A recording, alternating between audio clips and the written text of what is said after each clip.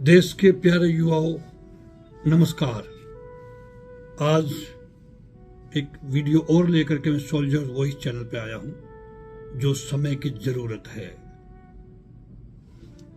हे मां, मैं विनती करता हूं कि एक जीवन मां भारती की सेवा के लिए काफी नहीं है। मुझे अगले जन्म में भी सैनिक परिवार में पैदा करने का अवसर दे।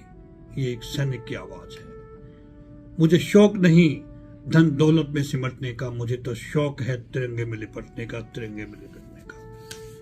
नौजवान साथियों, शायद आपकी भी इच्छा यही होगी जो आप इतने उग्र होकर के आप इतना उत्साह दिखा रहे फौज में जाने के लिए।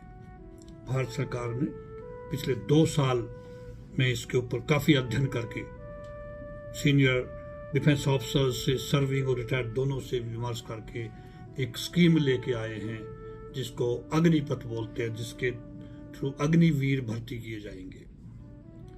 मैं एक पूर्व सैनिकों के कल्याण में काम करने वाला, युवाओं का हमदर्द, प्रेरक और शिक्षक होने के नाते आपसे हाथ जोड़कर अनुरोध कर रहा हूं कि जैसे पिछले 3 दिन से देश के विभिन्न राज्यों से खबरें आ रही हैं वो ठीक नहीं है। आप इस देश के कर्णधार हैं, आप ही भविष्य हैं इस देश के। आप पर ही इस देश को 5 ट्रिलियन अर्थव्यवस्था क्लब में ले जाने की जिम्मेवारी है। आपने चीन और पाकिस्तान जैसे दुश्मनों को सबक सिखाना है।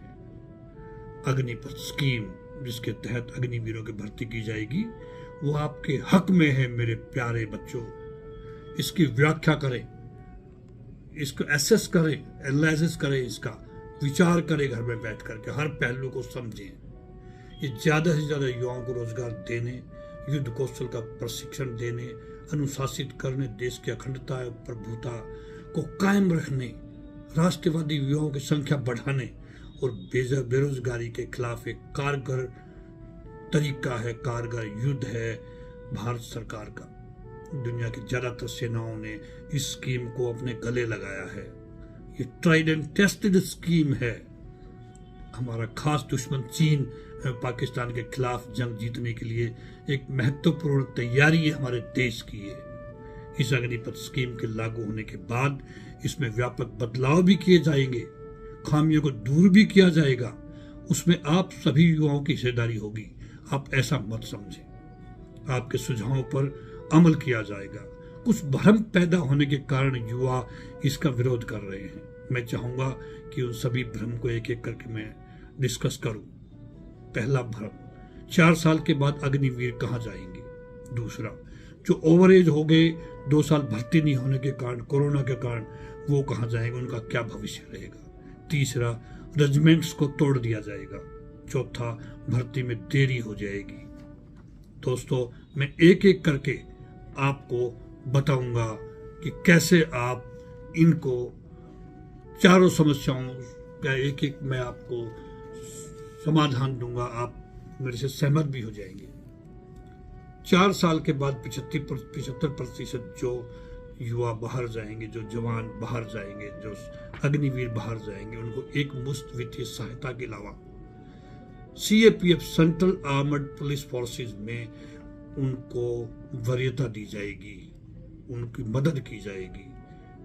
स्टेट पुलिस के अंदर भी पहले ही जैसे आदित्यनाथ योगी जी, मनोहर लाल खट्टर जी, शिवराज सिंह चौहान जी और बाकी स्टेट्स के भी मुख्यमंत्रियों ने जैसे आश्वासन दिया है कि स्टेट के अंदर जो जो यूनिफॉर्म वाली नौकरियां हैं उसमें इन युवाओं को वरीयता दी जाएगी। दूसरा, ओवरेज होने वाले युवाओं को अब 23 साल तक यानी 2 साल की छूट के साथ सेना में भर्ती के लिए एक मौका दिया गया है। इसकी घोषणा भी हो चुकी है, तो ये भी भ्रम आपका खत्म हो गया। तीसरा जो भ्रम है रेजिमेंट सिस्टम के बारे में, रेजिमेंट सिस्टम कभी खत्म हो ही नहीं सकता। यह भी MOD ने साफ कर दिया है। सेना में रेजिमेंट सिस्टम से छेड़छाड़ नहीं की जाएगी। रेजिमेंट सिस्टम सेना की आत्मा है, उस आत्मा को कोई नहीं टच करेगा। ये सरकार पहले आश्वासन दे चुकी है। चौथा, कि उनको भर्ती में देरी हो जाएगी। दोस्तों, एयरफोर्स में 24 जून से भर्ती की प्रक्रिया शुरू की जाएगी, उनके एयर चीफ मार्शल ने घोषणा कर दी है। आर्मी और नेवी के लिए अगले 2 दिनों में भर्ती के लिए नोटिफिकेशन जारी हो जाएंगे। आप क्या उम्मीद करते हो? रातों रात ऑफिसर्स बैठ करके आर्मी हेडक्वार्टर में, नेवल हेडक्वार्टर में, एयरफोर्स हेडक्वार्टर में आपके कल्याण के लिए, आपके मदद के लिए काम चल रहा है। अगले 15 दिनों में थल सेना तथा नौसेना में भी प्रक्रिया शुरू हो जाएगी, नोटिफिकेशन जारी होती है। आप ये बताइए, फिर हम सड़क पर जाम, ट्रेनों पे आग लगाना, सरकारी संपत्ति को नुकसान पहुंचाना, इसका मतलब ये देश हमारा नहीं है? आप लोग इस देश के वासी नहीं है? सरकारी संपत्ति हमारी नहीं है, इसका मतलब आप गुमराह होकर अपना कैरियर चौपट मत कीजिए। ये संपत्ति भी हमारी है, देश भी हमारा है, ये सरकार भी हमारी है, आप भी हमारे हो, आप इस देश के वासी हो, आपका पूरा हक है। सेना में भर्ती होने वाले जवान सरकारी संपत्ति का रख रखाव में मदद करते हैं, न कि उसको नुकसान पहुंचाते हैं। एक अच्छे समझदार युवा होने का परिचय दें और समझदारी से काम ले, किसी के बहकावे में ना आए। कहीं ऐसा तो नहीं है कि हमारे पड़ोसी मुल्क इसको बढ़ावा दे रहे हों, हमारे युवाओं को गुमराह कर रहे हों, वो भारत को कमजोर करना चाहते हैं? क्या आप ऐसा होने देंगे? आपका हमदर्द, प्रेरक और शिक्षक होने के नाते आपसे मैं एक बार फिर हाथ जोड़कर अपील करता हूं कि आप सभी अपने घरों में जाकर फिजिकल एवं लिखित परीक्षा की तैयारी में जुट जाएं, क्योंकि आपको अगले 1 महीने में फिजिकल टेस्ट और मेडिकल टेस्ट और हो सकता है रिटन टेस्ट में भी आपको बैठना पड़े, ताकि आप जल्द से जल्द अग्निवीर बन करके इस अग्निपथ स्कीम का हिस्सा बने। भारतीय सेना में आप एक गौरवान्वित अग्निवीर बने। कुछ विशेष बातें भी आपके साथ में साझा करना चाहूंगा। पहली बार हिंदुस्तान में आजादी के बाद, बिकॉज अभी तक अंग्रेजों के बनाए हुए कानूनों पे हम चल रहे थे, पहली बार एक स्टेप उठाया गया जिसमें ऑल इंडिया ऑल कास्ट की भर्ती होगी।